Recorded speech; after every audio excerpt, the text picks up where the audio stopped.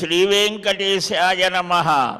హరే రామ రామ రామ హరే హరే, హరే కృష్ణ కృష్ణ కృష్ణ హరే హరే, హరే రామ రామ రామ హరే హరే, హరే కృష్ణ కృష్ణ కృష్ణ హరే హరే. శుక్లాంబరధరం విష్ణుం శశివర్ణం చతుర్భుజం ప్రసన్నవదనం ధ్యాయేత్ సర్వవిఘ్నోపశాంతయే. యస్య ద్విరదవక్త్రాద్యాః పారిషద్యాః పరస్సతం విఘ్నం నిఘ్నంతి సదం విశ్వక్సేనం తమాశ్రయే. సూర్యేన్వారబుధార్య కావ్యశనిరాహుత్పాతనామగ్రహాన్ జ్యోతిశ్చక్ర విభాసితాన్ జనిమతాం కర్మ ప్రకాశే స్థితాన్ శేషాద్రిప్రభుదేవదేవదయయా లబ్ధాధికారాన్ సదా తస్యానుగ్రహకాంక్షిణః సురవరాన్ నిత్యం నమస్కుర్మహే. నారాయణం నమస్కృత్య నరం చైవ నరోత్తమం దేవీం సరస్వతీం వ్యాసం తతో జయముదీరయేత్. శ్రీలక్ష్మీవల్లభారంభాం విఖనో మునిమధ్యమాం అస్మదాచార్యపర్యంతాం వందే గురుపరంపరాం. దిశంతు మే దేవ సదా త్వదీయాః దయాతరంగానుచరాః కటాక్షాః. శ్రోత్రేషు పుంసామమృతం క్షరంతీం సరస్వతీం సంశ్రితకామధేనుం. అస్మత్శ్రీ గురుచరణారవిందాభ్యాం నమః. పరమగురుభ్యో నమః. సర్వగురుభ్యో నమః. బ్రహ్మోవాచ శృణుపుత్ర ప్రవక్ష్యామి పురాణం పద్మసంజ్ఞకం మహత్పుణ్యప్రదం నూనాం శృణ్వతాం పఠతాం ముదా. జ్యేష్ఠశుద్ధ ఏకాదశి. ఈ ఏకాదశి విశేషమైనటువంటిది అని నిన్న కూడా మనం స్మరించుకున్నాం. మనలో ఉన్నటువంటి 5 కర్మేంద్రియములు, 5 జ్ఞానేంద్రియములు, కన్ను, ముక్కు, చెవి, నాలుక, చర్మము, వీటి ద్వారా వినటము, తినటము, కనడము, స్పర్శించడం, ఇవి చేస్తాం. ఈ కాళ్ళు, చేతులు, నోరు మలమూత్ర విసర్జక అవయవాలు, కర్మేంద్రియాలు. వీటితో కొన్ని పనులు. ఈ ఇంద్రియాలు, వీటిల్ని నడిపేటువంటిది ఇంజన్ ఏంటంటే మనస్సు. ఇది ఒక ఆలోచనను కలిగిస్తే ఇంద్రియాలు ఆ పని చేస్తాయి, లేకపోతే ఆ పనిలో ప్రవర్తించవు.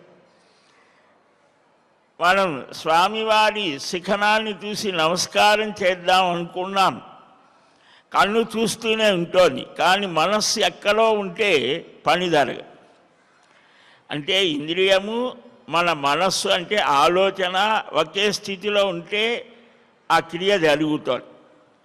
అలాగా ఈ మనస్సు అనేటువంటిది ఈ ఇంద్రియాలు 11 ఇంద్రియాలని ఒక్కచోట కేంద్రీకరిస్తే, అలా కేంద్రీకరించి చేసేటువంటి దానికి తపస్సు అని పేరు. మనసస్య ఇంద్రియాణాంచ ఐకాగ్ర్యం పరమం తపః మహాభారతం చెప్తారు. మనం అనేక పనులు చేస్తుంటాం, లేకపోతే ఆ ఏకాగ్రత, అవధానం అంటే కూడా అదే ఏకాగ్రత. ఒక పని చెయ్యటానికి ఈ ఇంద్రియాలన్నీ కూడా ఒకచోట నిలిస్తేనే వాటి శక్తి అంతా కేంద్రీకరించాలి. అలాగ మనం ఈ రోజున ఆ మహావిష్ణువు శంఖభృత్ నందకీ చక్రీ శాంగధన్వా గదాధర రథాంగపాణిరక్షోభ్య సర్వప్రహరణాయుధ వనమాలీ గదీ శాంగీ శంఖీ చక్రీ చ నందకీ శ్రీమన్నారాయణో విష్ణుర్వాసుదేవోభిరక్షతు. ఆ భగవంతుడి యొక్క 1000 నామాల యొక్క విశేషాల్ని ఈ 2 శ్లోకాలు చక్కగా చూపిస్తాయి. ఆ శంఖచక్ర గదా శార్ంగ ఆయుధధారి అయినటువంటి శ్రీమన్నారాయణుని యొక్క సుందరమైన సురుచిరమైనటువంటి సుకుమార కోమలమైన రూపాన్ని మనం సర్వేంద్రియాలతో దర్శించాలి. అప్పుడు చెదరని ఆ భక్తి యొక్క స్థితి వల్ల మనకు జ్ఞానం కలుగుతోంది. ఈ పురాణ పురుషుడు అని నిన్న మనం చెప్పుకున్నాం. బ్రహ్మగారిని అడిగితే ఆయన బ్రహ్మ మరీచ్యాది మహర్ష్యాదులకు ఈ పురాణ విజ్ఞానాన్ని గురించి చెప్పాడు అని నారద మహాపురాణంలో మొన్న మనం ఆ పురాణముల యొక్క విశేషం ఏమిటి, అవి ఎవరెవరు చెప్పారు, ఇవన్నీ కూడా మనం చెప్పుకున్నాం. ఒక్కొక్క కల్పంలో ఒక్కొక్క మహానుభావులు ఉపదేశిస్తారని కూడా. బ్రహ్మపురాణాన్ని బ్రహ్మకల్పంలో చెప్పాడు బ్రహ్మగారు 10,000 శ్లోకాలు. ఈరోజు మనం పద్మపురాణాన్ని చెప్పుకోబోతున్నాం. పద్మకల్పంలో చెప్పాడు. ఇది 55,000 శ్లోకాలతో ఉంటుంది. చాలా పెద్దది. ఇవి బ్రహ్మపురాణం అలాగనే స్కాందం, ఈ 2 కూడా పురాణ వాన్మయంలో చాలా ఎక్కువ శ్లోకాలతో ఉంటుంది. పద్మం హృదయ సంహితం అని పద్మపురాణం ఆ పరమపురుషుడికి హృదయంతో సమానం. కనుక ఇలాగా ఈ పురాణాలన్నీ కూడా ఏ స్థితులతో ఉన్నాయి అనేటువంటివి చెప్పడం జరిగింది. సృష్టి, ప్రవృత్తి, సంహార, ధర్మ, మోక్ష, ప్రయోజనం బ్రహ్మాదిభిర్వివిధై ప్రోక్తం పురాణం పంచలక్షణం అని ధర్మప్రధానంగా కౌటిల్యులు అంటే చాణుక్యులు అర్థశాస్త్రంలో కూడా చెప్తారు. సర్గ, విసర్గ, వృత్తి, రక్షణ, అంతరము, వంశము, వంశానుచరితము, సంస్థ, భూమ్యాది సంస్థానం అంటే హేతువు, అపాశ్రయం 10 లక్షణాలు కూడా వీటికి భాగవతంలో 12వ స్కంధంలో చెప్తారు. సామాన్యంగా పురాణం పంచలక్షణం అని అందరూ చెప్తూ ఉంటారు. చాలామందికి తెలిసినటువంటిది సర్గ, ప్రతిసర్గ, వంశం ఇలాగా ఉంటుంది. ఈ 10 కూడా చూపించారు. ఇంకా కొన్ని పురాణాలలో వర్గీకరణ చేశారు. అగ్ని, గరుడ, నారద పురాణాలు విజ్ఞాన కోశాలు అన్నారు. పద్మ, స్కాంద, భవిష్య పురాణాలు తీర్థ విశేషాలు ప్రధానంగా అంటే అన్నీ చెప్తా, ఇది విశేషం. లింగ, వామన, మార్కండేయ పురాణాలు సంప్రదాయ విశేషాలు చెప్తాయి. వాయు, బ్రహ్మాండ పురాణాలు ఇతిహాస విషయాలు చెప్తాయి. వీటిల్లో కూడా రాజుల యొక్క కాలము ఇవి కూడా చెప్పారు. ఇవి కాక మనకు ఉపపురాణాలు కూడా ఉన్నాయి. ఆది పురాణం, నృసింహ పురాణం, దాంట్లో మళ్ళా స్కాందం, శివధర్మ పురాణం, దుర్వాస, నారద పురాణం, కపిల పురాణం, వామనం, ఔశనస, ఇలాగా ఉపపురాణాలు ఉపపురాణాలు కూడా దాదాపు 100 దాకా ఉన్నాయి అని. సరే, వాటిల్లో మనం విశేషించి ఈరోజు పద్మపురాణం యథా పంచేంద్రియ సర్వశరీరీతి నిగద్యతే తథేదం పంచభిః ఖండైరుదితం పాపనాశనం అని పంచఖండాత్మకం పద్మం అన్నారు. కానీ ఈ 6 ఖండములతో అంటే ఖండం అంటే ఇక్కడ విభాగం అని, ఇవి 55,000 శ్లోకాలని 6 ఖండాలలో చూపించారు అని కూడా. ప్రథమం సృష్టి ఖండం హి భూమి ఖండం ద్వితీయకం తృతీయం స్వర్గఖండం చ పాతాళశ్చ చతుర్థకం పంచమం చ ఉత్తరం ఖండం సర్వపాప ప్రణాశనం అని చెప్పారు. ఇది చాలా విస్తృతమైనటువంటిది. ఈ ఆది ఖండం, భూమి ఖండం, బ్రహ్మఖండం, పాతాళ సృష్టి, ఉత్తరఖండం అని కూడా ఒక విభాగం ఉన్నాయి. ఈ వీటిల్లో దేవతలు, ఋషులు, పితృదేవతలు, మనుష్యులు, ఈ 9 రకాల సృష్టి ఎలాగ జరిగింది. పౌష్కర పర్వం 5 పర్వాలతో ఈ సృష్టి ఖండం మొదటిది. 82 అధ్యాయాలు ఉంటాయి. 55,000 శ్లోకాలను చెప్పుకున్నాం కదా. దీంట్లో 5 పర్వాలుగా విభాగం చేశారు సృష్టి ఖండాన్ని. ఇందులో పౌష్కర పర్వంలో దేవతలు, ఋషులు, పితృదేవతలు ఇలా 9 రకాల సృష్టి. తీర్థ పర్వం పర్వత, ద్వీప, సప్తసాగర వర్ణన ఉన్నాయి. 7 సముద్రాలు అంటాం. ఇవాళ మనకు 3 సముద్రాలే కనిపిస్తున్నాయి అనుకుంటాం కదా. 4వ సముద్రం, ఉత్తర సముద్రం కూడా ఉన్నది అని. ఇవి కాక 7 సముద్రాలు. ఇవన్నీ మనకు కొన్ని కాల గర్భంలో కలిసిపోయి ఉండవచ్చు. ఎందుకంటే భౌగోళికమైనటువంటి పరిణామాలు అనేకం జరుగుతాయి. పురాణాలు అనేటువంటివి కొన్ని కోట్ల సంవత్సరాల చరిత్రను చెప్పేటువంటివి. మనకు తెలిసే మన భారతదేశం అఖండంగా ఉండేటువంటిది ఇవాళ 8 దేశాలుగా విడిపోయి, ఇవాళ మనకు అది విదేశం. కానీ కొన్ని సంవత్సరాలు 70, 80, 100 ఏళ్ల క్రితం అది భారతదేశమే. అలాగా అంటే కొన్ని భూభాగాలు మారిపోయాయి, ఆచార వ్యవహారాలు మారిపోయాయి. అంటే ఈ కాలం అనేటువంటిది అనేక మార్పులను కలిగిస్తోంది. మనం కూడా 10 సంవత్సరాల క్రితం మన ఫోటో చూసుకుంటే మన పిల్లవాళ్ళకి, మనవాళ్ళకి చెప్పే ఇది నువ్వు కాదు పమ్మంటాడు వాడు. అంటే ఏంటన్నమాట, మనలో కూడా అనేక మార్పులు, శారీరకమైనటువంటివి, మానసికమైనటువంటివి. కానీ ఈ మార్పుల వెనక మారనిది ఒకటి ఉన్నది, అది ఆత్మస్వరూపము.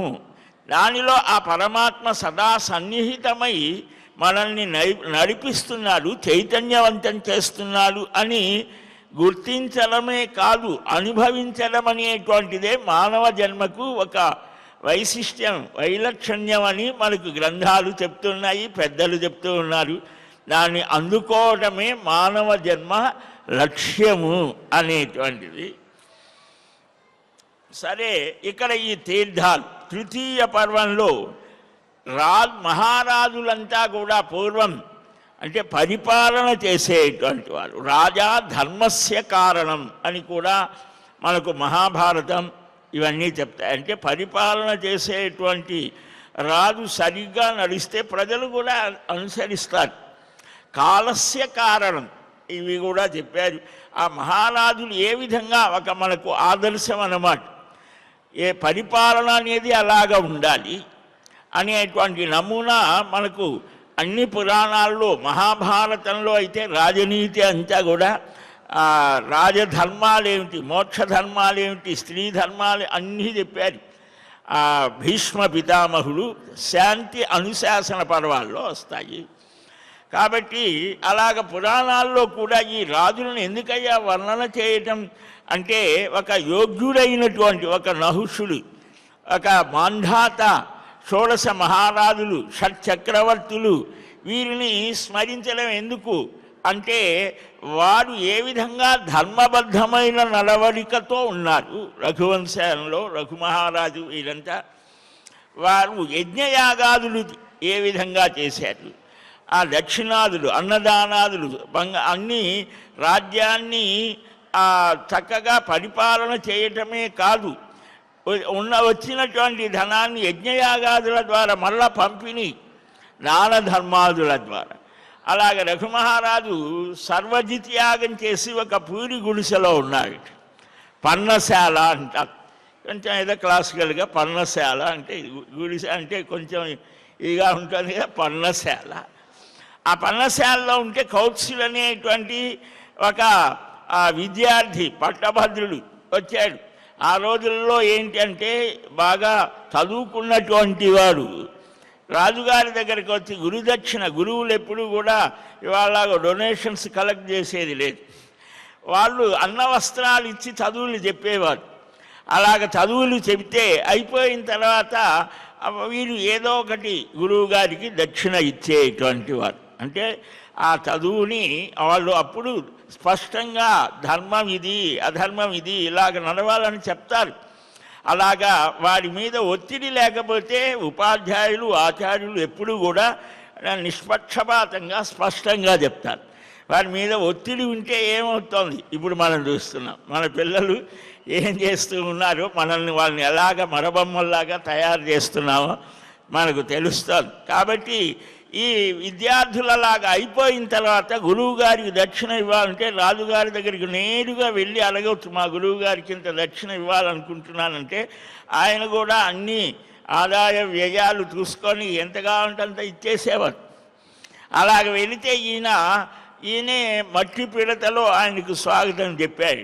కాళ్ళు కడుక్కోవటానికి నీళ్లు, త్రాగటానికి నీళ్లు ఇస్తే ఈయనే మట్టి పిడతతో అంటే ఇక మనకేమీ 6 లక్షల వరహాలు కావాలి ఎలాగా అని అంటే అప్పుడు ఆయన గమనించి వెళ్ళిపోదాం అంటే ఏమిటయ్యా వచ్చిన విషయం చెప్పు అని అంటే కాదులే అంటే నువ్వేమీ భయపడకు నేను ఇస్తానన్నాడు. ఎంతటి స్థైర్యమో చూడు.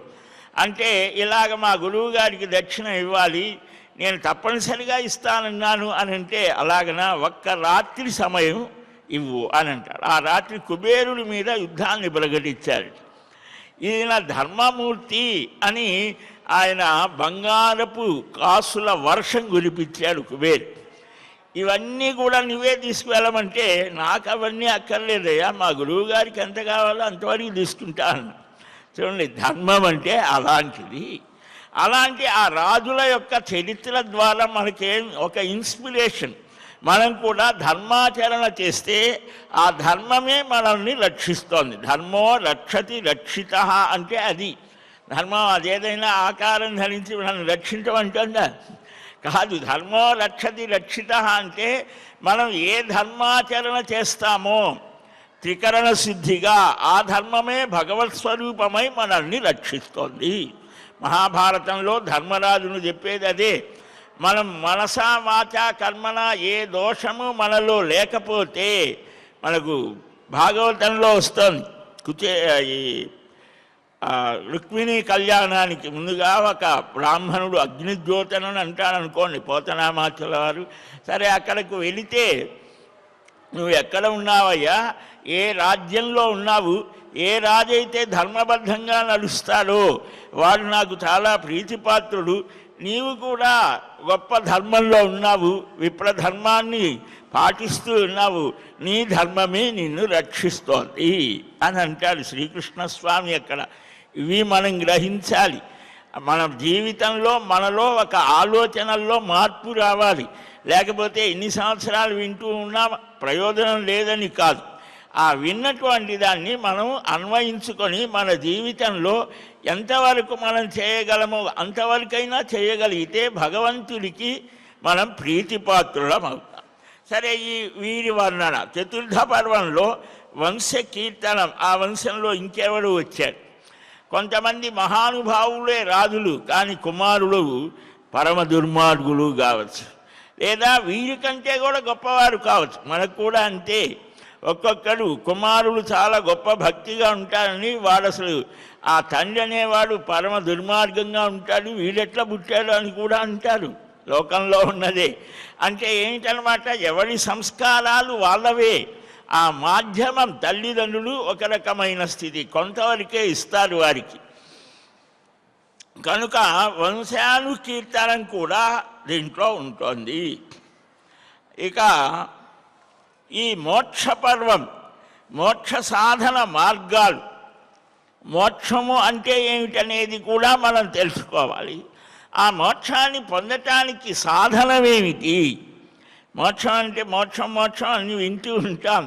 ఏమిటి అసలు మోక్షం అంటే? దాని గురించి మన వారు ఏం చెప్పారు? ఇది మనం బాగా అవగాహన చేసుకోవాలి. ధర్మ అర్థ కామ మోక్షములు. ప్రపంచంలో మీరు దాదాపు కొన్ని 100 మతాలు ఉన్నాయి. ఏవైనా కానీ ఈ వీటిల్లోనే ఉంటాయి. ధర్మము, అర్థము, కామము, మోక్షము. మనం ఆలయానికి వెళ్తే వాళ్ళు చెప్తూ ఉంటారు ధర్మార్థ కామ మోక్ష చతుర్విధ ఫల పురుషార్థ సిద్ధి అంటే ఏంటి? ఎప్పుడైనా ఆలోచించాము ధర్మం అంటే ఏంటి? ఒక పెద్ద విస్తృతమైన గ్రంథ రాసి ఉన్నది మనకి. అర్థం అంటే ఏమిటి? అర్థం అంటే ధనము అని ఒకటి, ప్రయోజనము అని. కామము కోరిక. ఏమిటి ఆ కోరిక? కోరికల యొక్క వలయంలో ఎలాగ చిక్కుకుంటాం. లేదా ఇంకొకటి కామాన్ని గురించి కూడా వాత్సాయనుడు రాశారు. సత్సంతానం ఎలాగ పొందాలి దాని గురించి కూడా ఉన్నది. మోక్షం చిట్ట చివరిది ధర్మ అర్థ కామం త్రివర్గములు అని పేరు. ఈ మూడిటిలోనే ఎక్కువగా తిరుగుతూ ఉంటుంది వ్యవహారం. ఈ మూడు సరిగ్గా ఉంటే చిట్ట చివరిది. అందుకనే మొదలు ధర్మము, చివరిది మోక్షం. ఈ మధ్యలో ఉన్నాయి అర్థము, కామము. ఈ ధర్మాన్ని అవగాహన చేసుకొని ధర్మబద్ధంగా అర్థము, కామము మనం అనుభవిస్తే ఆ చిట్ట చివరిది ఆ మోక్షం అనేటువంటి మార్గం సుగమమవుతోంది అని. అది జన్మలు పట్టవచ్చు. జన్మాంతర సహస్రేషు తపోధ్యాన సమాధిభి నరాణాం క్షీణపాపానాం కృష్ణే భక్తి ప్రజాయతే. కొన్ని వేల జన్మలలో మనం చేసిన జపమో ధ్యానమో అర్చనమో ఏదో అన్నీ పరిపక్వమైతే కానీ ఆ చిట్ట చివరి జన్మలో శ్రీకృష్ణుడే నాకు సర్వస్వం పరం విజయతే శ్రీకృష్ణ సంకీర్తనం అనేటువంటి చేతోదర్పణమార్జనం చైతన్యుల వారు అంటారు. శిక్షాష్టకం 8 శ్లోకాలే చెప్పారు ఆయన మహాపండితులు. కాబట్టి ఆ మానవుని యొక్క మనస్సు ఎలాగ క్షాళితమై ఈ రాగద్వేషాదులు ఏవీ లేకుండా ఉత్తమమైనటువంటి సంస్కారంతో ఎలాగ ఉండాలో అలా ఉన్నవారి యొక్క చరిత్రలన్నింటినీ కూడా చెప్పడం జరుగుతోంది. కాబట్టి మోక్షం అంటే ఏమిటి? సాలోక్య, సామీప్య, సారూప్య, సాయుధ్యం. 4 దాంట్లో కూడా 4 రకాలట. ఆ సాయుధ్యం అనేటువంటి దాని గురించి అనేక చర్చలు మనకు ఈ గ్రంథాల్లో వస్తాయి. సరే, మొదట్లో ఉంటేనే కదా ముందు ధర్మం అంటే ఏమిటో తెలియాలి, ఆ ధర్మాచరణ చెయ్యాలి. ధర్మం అనే దానికి అతి విస్తృతమైనటువంటి అర్థాలు చెప్పారు. కనుక ఒక్కొక్క శాస్త్రం ఒక్కొక్క రకంగా చెప్తోంది ధర్మం అనేటువంటి దాన్ని అవగాహన చేసుకోవాలి. అది ఆ శ్రద్ధగా. అందుకని శ్రవణం బాగా వినాలట. శ్రవణం, కీర్తనం, స్మరణం, పాదసేవనం, అర్చనం, వందనం, దాస్యం, సఖ్యం, ఆత్మనివేదనం. 9 రకాల మార్గాలు భాగవతంలో ప్రహ్లాదులు చెప్తాడు. అందుకనే మొట్టమొదటిగా శ్రవణం బాగా వినాలట. ఏది పడితే అది కాదు కదా. లోకంలో చాలా విషయాలు ఉన్నాయి. ఇవాళ ప్రపంచంలో మనం వినాలే కానీ జీవితాలే చాలవు. కాబట్టి దానిలో కూడా ఎంపిక చేసుకోవాలి భగవద్ విషయం. దానిలో కూడా యోగ్యులైనటువంటి వారు మహానుభావులు మనకంటే ఉత్తములైనటువంటి వ్యాస, వాల్మీకి ఆ మహర్షాదుల యొక్క మాటలని అర్థం చేసుకునే ప్రయత్నం చేయాలి. అలాగా ఆ సంప్రదాయ సిద్ధమైనటువంటి విషయాలను వినడం చేత మనకొక చిత్త సంస్కారం కలుగుతుంది, విశ్వాసం కలుగుతుంది. తర్వాత వచ్చేది కీర్తనం, స్మరణం, అర్చనం. ఇవన్నీ సోపానాలు అన్నమాట. కనుక ధర్మ, అర్థ, కామ, మోక్షములు ఈ 4. వీటిల్లో ఆ మోక్ష పర్వం ఈ పద్మపురాణంలో సృష్టిఖండంలో 5వ పర్వం. దాని వివరణ వస్తుంది. దీంట్లోనే సముద్ర మథనం, పృథు మహారాజు జననం, పుష్కర తీర్థ వాసుల ధర్మ వృత్తాంతం, వృత్రాసుల సంగ్రామం, వామనావతార విశేషం, మార్కండేయ మహర్షి యొక్క జననం, కార్తికేయ జననం, శ్రీరామ చరిత్ర, తారకాసుల సంహారం, ఇవన్నీ కూడా విస్తారంగా చెప్పారు. రెండవది భూమి ఖండం అన్నారు. మనం భూమి మీదే కదా ఉన్నది. ఈ భూమి ఖండంలో ఈ భూమి మీద ఉన్నటువంటి వారు ఎన్ని రకాల ప్రవృత్తులు కలిగి ఉంటారు. ఈ భూమి ఖండంలో ఒక చిత్రమైన కథ, ప్రహ్లాదుడి చరిత్ర, ప్రహ్లాదుడి పూర్వజన్మ వృత్తాంతం ఈ పద్మపురాణంలో భూమి ఖండంలో వస్తుంది. శివశర్మ అని, వేదశర్మ అని ఒక బ్రాహ్మణుడికి 4 కుమారులు, పితృభక్తి అమితంగా కలిగి ఉంటాడు. ఆ పితృభక్తి యొక్క విశేషం వల్లనే ప్రహ్లాదుడుగా వచ్చాడు అని. ఆ పృథు మహారాజు చరిత్ర మాయా వేషధారి అయి ఈ వేద ధర్మాలకు విరుద్ధమైనటువంటి ప్రబోధం చేసేటువంటి వారి చరిత్రలు కూడా అవే పాషండ ధర్మాలు అని చెడు మార్గాన్ని చెప్పడం. సప్తర్షుల వల్ల ఆ భుజ మథనం జరిగి వేణుడు యొక్క చరిత్ర ఆయనని మథనం చేసి ఆయన ద్వారానే ఆ పృథు మహారాజు పృథు చక్రవర్తి ఆదిరాజు అని, అంటే మొట్టమొదటగా ఈ భూ ప్రపంచంలో మహారాజుగా ఉన్నటువంటిది పృథు మహారాజు అని ఆయన చరిత్రని చెప్పడం. ఇంకా నైమిత్తికమైనటువంటి ఇలాగ దానాలు, సతీ సుకల అనేటువంటి ఆమె పాతివ్రత్య ప్రభావం, పాపపుణ్య ఫలాల యొక్క వివరణ, విష్ణు భక్తి యొక్క విశేషం, చ్యవన మహర్షి విషయం, ఇలాగా పద్మపురాణం విష్ణు భక్తి ప్రతిపాదకము అని ఇలాగ అనేక విషయాలు దీంట్లో చెప్తారు. తర్వాత స్వర్గఖండము, ఇక్కడ చేసి ఈ భూమి మీద చేసినటువంటి మొట్టమొదటిది సృష్టి ఖండం, ఈ సృష్టి యొక్క వైవిధ్యాన్ని చెప్తారు. తర్వాతది భూమి ఖండం, ఈ భూమి మీద ఉన్నటువంటి వారి యొక్క నడవడిక ఎలా ఉండాలో అలాగ ఆచరించి వెళ్ళినటువంటి వారి విషయం చెప్తుంది. తర్వాత ఇక్కడ యజ్ఞయాగాదులు చేయడం ద్వారా వేదంలో చెప్పినటువంటి ఆ స్వర్గాది లోకాలు, ఆ లోకాలలో ఉండేటువంటి సౌఖ్యాలు వారు ఏ స్థితిలో పొందుతారు అవి కూడా చెప్పారు. అంటే అది ఒక స్థాయి వరకే, దానికి మించినటువంటిది శాశ్వతమైనటువంటి పునరావృత్తి రహితమైనటువంటి ఆ పరమాత్మ అనుభవం పొందటమే చిట్ట చివరి లక్ష్యం. ఇవి మజిలీ లాంటివి. దానిలో దేవ గంధర్వ అప్సర యక్షాది లోకాల విస్తృత వర్ణన ఉన్నది. దీంట్లోనే శకుంతలోపాఖ్యానం ఉంటుంది. మహాభారతం కంటే కొంచెం భిన్నంగా ఉంటుంది. కాళిదాసు అభిజ్ఞాన శాకుంతలానికి ఇది ఆధారమని కూడా పరిశోధకులు పండితులు చెప్పారు. ఇలాగా విక్రమోర్వశీయం అది కూడా ఇలాంటిది. తర్వాత నాలుగవది పాతాళ ఖండం. మనకు 14 లోకాలు ఉన్నాయి అని చెప్తారు.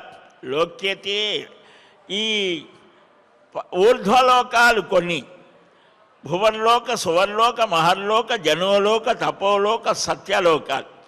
అధోలోకాలు ఉన్నాయి. అవి అతలము, వితలము, సుతలము, తలాతలము, రసాతలము, పాతాళము అని అధోలోకాలు అన్నారు. మనం ఎక్కడున్నా మధ్యలో ఉన్నాం, అటు లేము ఇటు లేదు, అటు ఇటు కాకుండా ఉన్నాం. ఇక్కడ నుంచి ఎటైనా వెళ్ళచ్చు. ఇతరమైన లోకాలన్నీ కూడా భోగభూములు అని అన్నారు.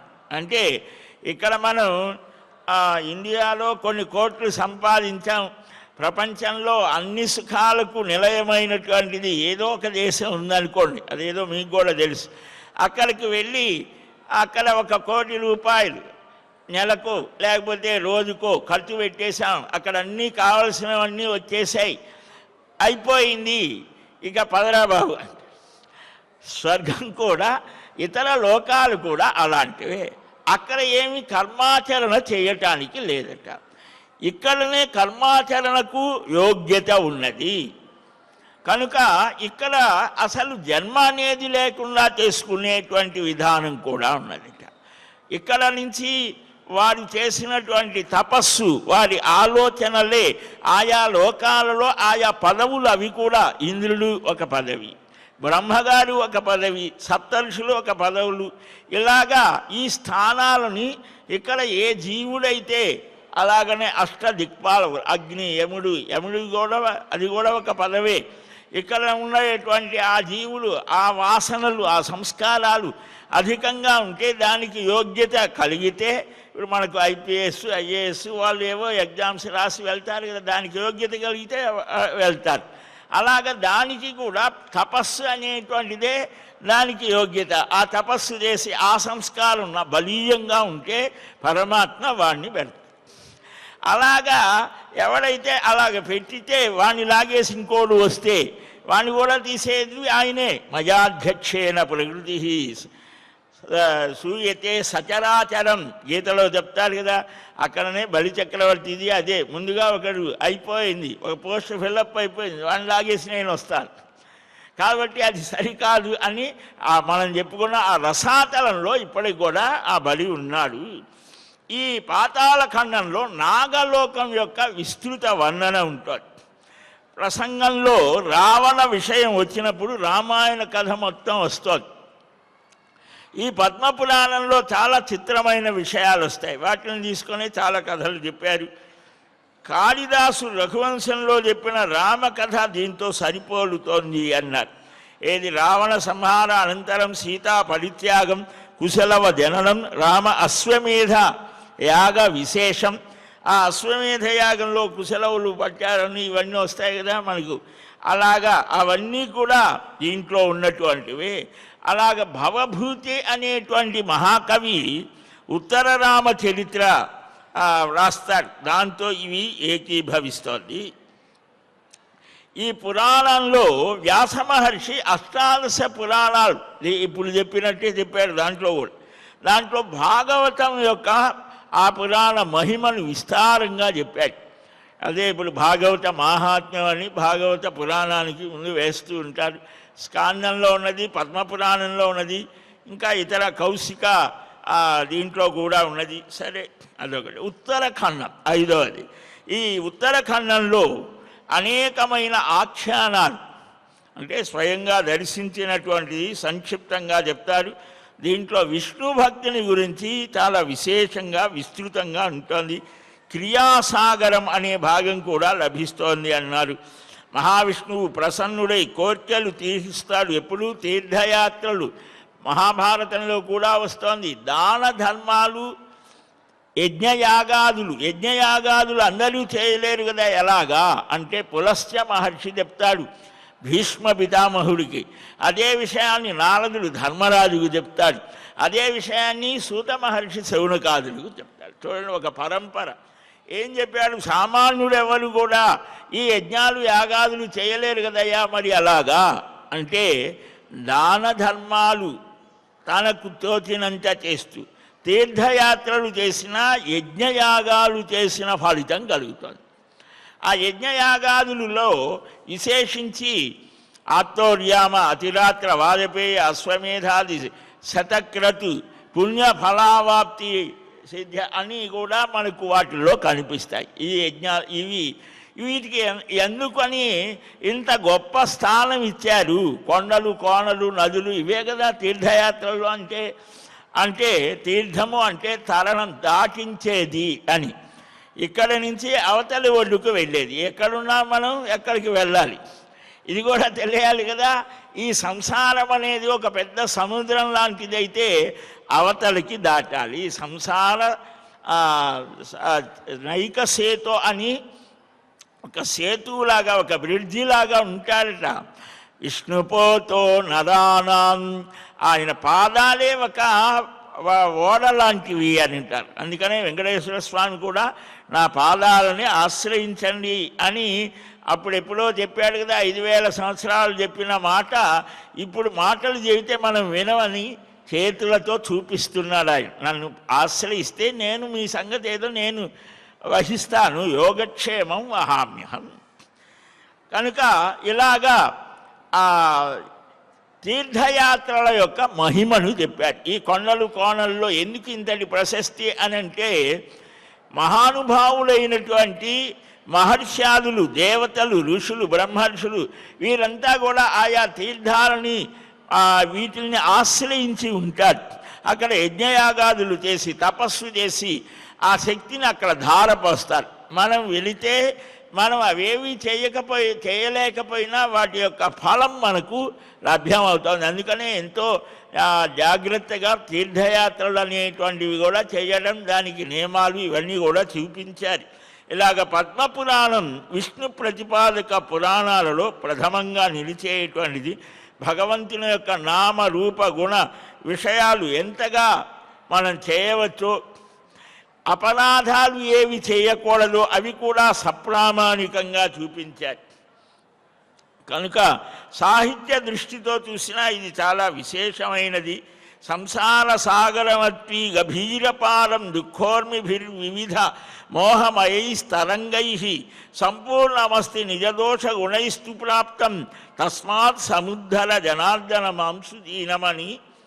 ఇలాగా సృష్టి ఖండంలో 82 అధ్యాయాలు, భూఖండంలో 125 అధ్యాయాలు, స్వర్గఖండంలో 39 అధ్యాయాలు, పాతాళ ఖండంలో 113 అధ్యాయాలు, ఈ చివరిదైన ఉత్తరఖండంలో 282 అధ్యాయాలు, ఇలాగ 641 అధ్యాయాలతో 55,000 శ్లోకాలతో ఉంటుంది. విశేషించి ఏకాదశి మాహాత్మ్యం పద్మపురాణంలోనే మనకు విశేషంగా కనిపిస్తోంది. ఈ పద్మపురాణంలో మనకు 24 ఏకాదశులకు 24 కథలు వస్తాయి, పేర్లు వస్తాయి. పుత్రదా ఏకాదశి, ఇలాగా నిర్జల ఏకాదశి, కామదా ఏకాదశి అని. వరాహ పురాణంలో ద్వాదశికి కూడా రామలక్ష్మణ ద్వాదశి, ఇలాగ వాటికి కూడా పేర్లు ఇచ్చారు. అంటే ఏంటి తర్వాత మనకు వస్తుంది తిథులు. ఈ తిథుల యొక్క విశేషం కూడా అంటే ప్రతి క్షణము కూడా భగవత్ సంబంధాన్ని మనం కలిగి ఉండాలి. అందుకనే విస్తృతంగా ఈ వ్రతాలు, పూజలు, ఈ తిథులు, ఇది చాలా గొప్పది, అది చాలా, అన్నీ గొప్పవే. తిథులు విధుని మార్చలేవు అని కూడా పెద్దలు అంటారు. అంటే ఏంటి, మన జన్మాంతర సంస్కారాన్ని మనం సాధన ద్వారా మార్చుకోవాలి. ఈ వీటి వల్ల ఒక చిత్త సంస్కారం కలిగి వాడు మానసికంగా ఉన్నతమైన స్థితిని పొందుతాడు. ఇలాగా మనం చూడాలి. ఈ పద్మపురాణం పులస్త్య బ్రహ్మ భీష్ముడికి సృష్ట్యాది క్రమంగా అనేక ఆఖ్యాన ఇతిహాసాలతో ధర్మాన్ని విస్తారంగా ఈ పద్మపురాణంలో చెప్పారు అని దీన్ని ఒక ఇండెక్స్ నారద పురాణంలో కూడా చెప్పడం జరుగుతుంది. మాహాత్మ్యంచ గమాదీనాం కీర్తితం సర్వపుణ్యదం కాలకేయాది దైత్యానాం వధో యత్ర పృథక్ పృథక్ గ్రహాణామర్చనం దానం యత్ర ప్రోక్తం ద్విజోత్తమ తత్సృష్టిఖండముద్దిష్టం వ్యాసేన సుమహాత్మన. ఈ పుష్కల మాహాత్మ్యం, ఆ బ్రహ్మగారు ఒక పద్మాన్ని కిందకు జారవేశారట. ఆ పద్మం వచ్చి పడినటువంటి స్థానమే ఆ ప్రపంచం అంతా గదగదలాడిపోతుంది. ఆ పద్మం పడినటువంటి స్థానమే పుష్కర్ అని అన్నారు. రాజస్థాన్లో ఉన్నది కదా పుష్కర క్షేత్రం అంటే. ఆ పుష్కర క్షేత్రంలో ఎన్నో విశేషాలు. బ్రహ్మగారు యజ్ఞం చేయడం, అక్కడే ఆయనకు సావిత్రి సరస్వతి, ఆమె సరస్వతి పత్నిగా ఉండటం, యజ్ఞం చేయటం. ఆ యజ్ఞానికి ఆ సరస్వతి ఆలస్యం చేస్తోంది. ఇంకెవరినన్నా తీసుకురావయ్యా అని అంటే పాలు అమ్ముకుంటోంది ఒక ఆమె సావిత్రి. చాలా చమత్కారంగా, అంటే ఈ ఒక ధర్మాన్ని కానీ ఒక సంప్రదాయాన్ని కానీ ఒక మార్గాన్ని కానీ సూచించేవిగా ఉంటాయి ఆ కథలు. అంతేగాని ఎవరికైనా ఏదో చమత్కారంగా చెప్పినటువంటివి కాదు. కనుక అలాగా ఆ పద్మపురాణంలో వేదపాఠ లక్షణం, దాన ప్రశంస, వేదాధ్యయనం చేస్తే మూలం వేలు, దానికి మళ్ళా క్రమపాఠం అని, ఘనపాఠం అని, జట, ఇలాగ ధ్వజ ఉన్నాయి. ఒక 10 ఎన్నో ఉన్నాయి. వాటిలో 3 4 ఇప్పటికి కూడా ఇంకా పఠిస్తూ ఉంటారు. వాటి యొక్క లక్షణం దాన ప్రశంస, వ్రత ప్రశంస, పార్వతీ కళ్యాణం, తారకాఖ్యానం, గోమాహాత్మ్యం, కాలకేయులు అనేటువంటి దైత్యులు మహాభారతంలో కూడా వస్తారు. ఆ కాలకేయుల యొక్క సంహారం, గ్రహార్చన, దానం ఇవన్నీ కూడా సృష్టిఖండంలో విస్తారంగా చెప్పారని. తల్లిదండ్రులను ఎలాగ పూజించాలో శివశర్మ కథ, సువ్రతుని కథ, వృత్రాసుర వధ, పృథువేణుల చరిత్ర, సునీధుని కథ, శుకలాఖ్యానం, ధర్మాఖ్యానం, పితృ శుశ్రూషణ ఎలాగ చేయాలి, నహుషుడి యొక్క కథ. నహుషుడు 100 యజ్ఞాలు చేస్తే ఇంద్ర పదవికి అర్హుడు. ఏదో ఒక పొరపాటు, ఇంద్రుడు ఆయన ఏదో పొరపాటు పడ్డాడు, అది ఖాళీ అయింది. ఎవడున్నాడు అంటే వీడు దొరికి ఈయన కూర్చోబెట్టాడు. మామూలుగా ఉన్నప్పుడు మంచివాడే, పదవి వచ్చిన తర్వాత వాడి ప్రవర్తన మారిపోతాం. నహుషుడి కథ అది చాలా చక్కని ఉదాహరణ. ఆ ఋషులని వాహకులుగా చేసుకొని సతీదేవి దగ్గరికి వెళ్ళమంటాడు. సర్ప అంటాడు అగస్త్యుడు. ఆయన కోపించి కాలితో తంతే త్వరగా పదమంటూ ఉంటే సర్ప అన్నావు కాబట్టి నువ్వు సర్పమై పడిపోతావు అన్నాడు. అప్పుడు దిగిపోతుంది మత్తు. అంటే ఏ స్థానంలో పదవిలోకి వచ్చినటువంటి వాడు ఏ విధంగా నడవాలో కూడా ఈ వినమ్ర భావంతో ఎలాగ ఉండాలో ఈ నహుష కథ, ఆ తర్వాత యయాతి చరిత్ర మహాభారతంలో వస్తుంది. అది కూడా ఇక్కడ చూపిస్తారు. గురుతీర్థ నిరూపణం, అనేక కథలు, హుండ దైత్య సంహారం, అశోక సుందరి కథ, కామోదాఖ్యానకం, విహుండ కథ, చవన కుంజల సంవాదం ఈ ఖండంలో చూపించారు అని. ఇలాగా ఆ పద్మపురాణంలో ఏ విశేషాలు చెప్పారో అవన్నీ కూడా విస్తృతంగా మనకు ఒక అవగాహన కలిగేట్లుగా పద్మపురాణాంతర్గతమైన విషయాలని చెప్పడం జరుగుతుంది. క్రమంగా ఆ పరబ్రహ్మతత్వాన్ని చెప్పేది అనుకున్నాం. ఆ పరబ్రహ్మే ఆ జగన్నాథ స్వరూపంగా పురుషోత్తముడుగా, పురుషోత్తమ ప్రాప్తి యోగము అని భగవద్గీతలో వస్తుంది. ఆ పురుషోత్తముడు ఎవరు? పురుషులలో ఉత్తముడు. పురుషులంటే ఎవరు? దీని మీద కూడా చాలా ఉన్నాయి పురుషుడు అనేటువంటి దాన్ని. కాబట్టి వాటిని విశేషంగా చూపిస్తోంది బ్రహ్మపురాణం. ఆ బ్రహ్మతత్వానికి ఆ చతుర్ముఖ బ్రహ్మ అనుకున్నాం. సృష్టి ఒకరు క్యాండిడేట్ ఎవడో ఉండాలి కదా, సృష్టి అంటే బ్రహ్మ. ఆ బ్రహ్మకాధారం పద్మం అన్నాము. ఆ పద్మం యొక్క స్వరూప స్థితి ఏమిటి అనేది పద్మపురాణంలో విస్తృతంగా చూపించారు. ఆ పద్మానికి ఆధారమైన వాడు విష్ణువు కనుక ఆ విష్ణుతత్వాన్ని విష్ణు పురాణం చెప్తోంది. ఆ విశేషాలు మనం క్రమంగా గ్రహిద్దాం. శ్రీకృష్ణ గోవింద హరే మురారే, హే నాథ నారాయణ వాసుదేవా. శ్రీకృష్ణ గోవింద హరే మురారే, హే నాథ నారాయణ వాసుదేవా. గోవింద జయ జయ గోపాల జయ జయ, రాధారమణ హరి గోవింద జయ జయ, లక్ష్మీ రమణ హరి గోవింద జయ జయ, గోదారమణ హరి గోవింద జయ జయ. శ్రీకృష్ణ గోవింద హరే మురారే, హే నాథ నారాయణ వాసుదేవా. హరే రామ రామ రామ హరే హరే, హరే కృష్ణ కృష్ణ కృష్ణ హరే హరే. స్వస్తి ప్రజాభ్యః పరిపాలయంతాం న్యాయ్యేన మార్గేణ మహీం మహిషాః. గోబ్రాహ్మణేభ్యः శుభమస్తు నిత్యం. లోకాः సమస్తాः సుఖినో భవంతు. కాళే వర్షదపర్జన్యः పృథివీ సస్యశాలినీ దేశోऽयं క్షోభరహితో. బ్రాహ్మణాः సంతు నిర్భయాः, అపుత్రాः పుత్రిణः సంతు పుత్రిణः సంతు పౌత్రిణः, అధనాः సధనాः సంతు జీవంతు శరదాం శతం. శ్రేయఃకాంతాయ కళ్యాణ నిధయే నిధయేర్ధినాం. శ్రీవేంకటనివాసాయ శ్రీనివాసాయ మంగళం. బలం విష్ణోః ప్రవర్ధతాం. సర్వం శ్రీ కృష్ణార్పణమస్తు. ఏడుకొండలవాడ వెంకటరమణ గోవింద గోవింద గోవింద గోవింద.